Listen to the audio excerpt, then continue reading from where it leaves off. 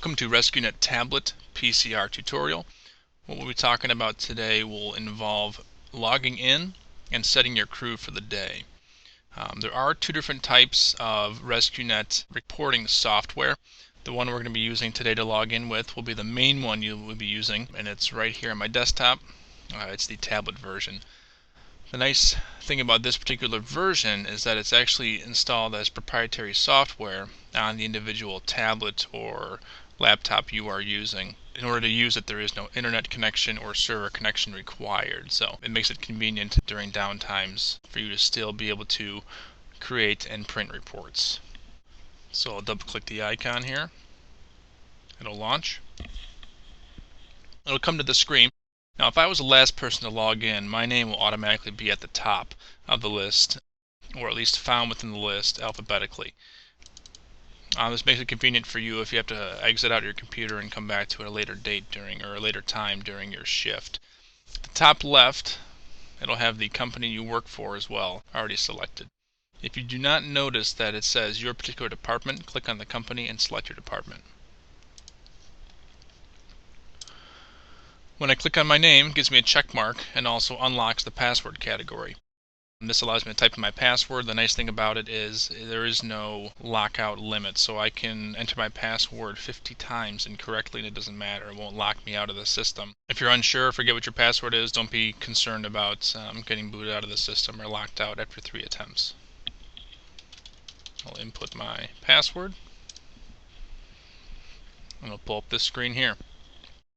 I'm going to minimize this down a little bit so you can see a little bit better. At the top you can see I already have a crew set. I was just playing with this earlier and set a crew, as you can see. If you're coming on for the day, you can come in. You cannot delete a crew until another one is added. So if you're switching shifts or moving partners, whatever it might be, and you notice there's another crew there and want to delete it out, I cannot do so until I add another one. So I'm going to click Add to add another crew. If I'm just switching out partners or something, I can also click Edit. But for the sake of this tutorial, we will add. One message it gives me is that the logged in user must be a member of this particular crew in order for this to successfully save. So it starts at the top here. I have a shift start date. Below that, it's a little tough to see on this recording, but it says EMS agency and it's noted as Naperville Fire. Obviously we logged in as such, so it's grayed out. It won't let me change that. It picks the time and date that is current. So if I click down dispatch location, one thing I will say, I'm sorry about shift start date, is if you're logging in, if you get to do it, you get an early call, whatever it might be, and you don't get a chance to select your shift start date, you can always go back and pick whatever time you need to. It only lets you go back so far, so it stops me about an hour, roughly an hour before current time right now. I can always go click on can't find, and it allows me to type in my own time. So we'll select now and keep it current. A dispatch location, we'll call station 1. You notice when I click on something, it automatically moves me to the next menu option. The other options, you can use tab as well or click. I'm going to set as black shift. Two options here, it automatically defaults to ALS. Other non-ambulance refers to strictly chief vehicles who might need to use the reporting software for some reason. ALS references every other type of vehicle out there, such as medic units, trucks, and engine companies.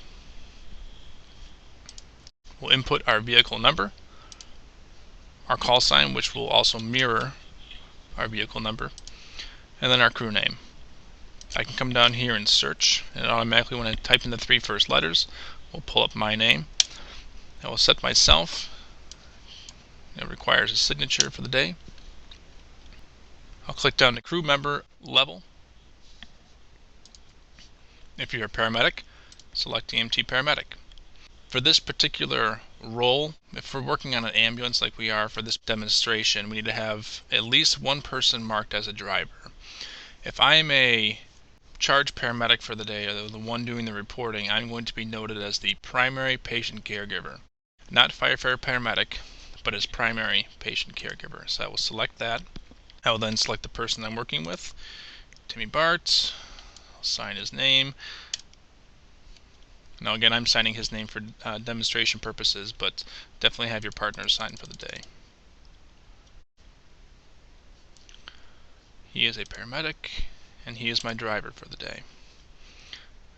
You will notice that I also have the option of adding up to 8 total crew members or 5 more individuals. This is to be used not particularly this section, but later on in your reporting.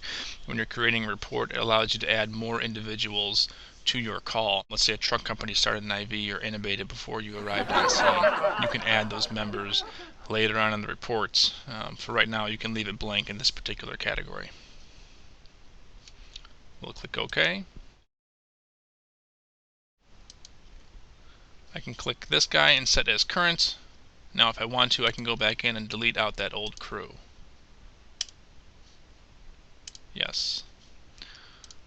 Once I set my current crew, you'll notice that the time is time stamped here with the date and time. It also has my name, my partner's name, and the vehicle we're on. Two different tabs you'll notice. PCRs checked out to your inbox and also pending PCRs. Pending PCRs are ones that haven't been saved to server, and they're also where if you have a report sent back to you by an EMS coordinator for a review or for an addendum, they'll be in there. So your reports will automatically save to the server after 25 hours or upload themselves to the server after 25 hours. But we definitely recommend you save to server at major intervals and also when you complete your report. You'll notice in the lower right hand corner a little help option. If you click on that, there are a couple guides here. There's a tablet PCR user's guide. With that, there's about a 222 page manual with animations, screenshots that will kind of help direct you in case you are stuck in a situation and can't get a hold of anyone else. So there is that, and we'll look into possibly adding some more help products to this particular menu as well as time goes on. That's it for this particular video on creating a current crew and also logging in for the day. The next video will deal with creating a PCR report.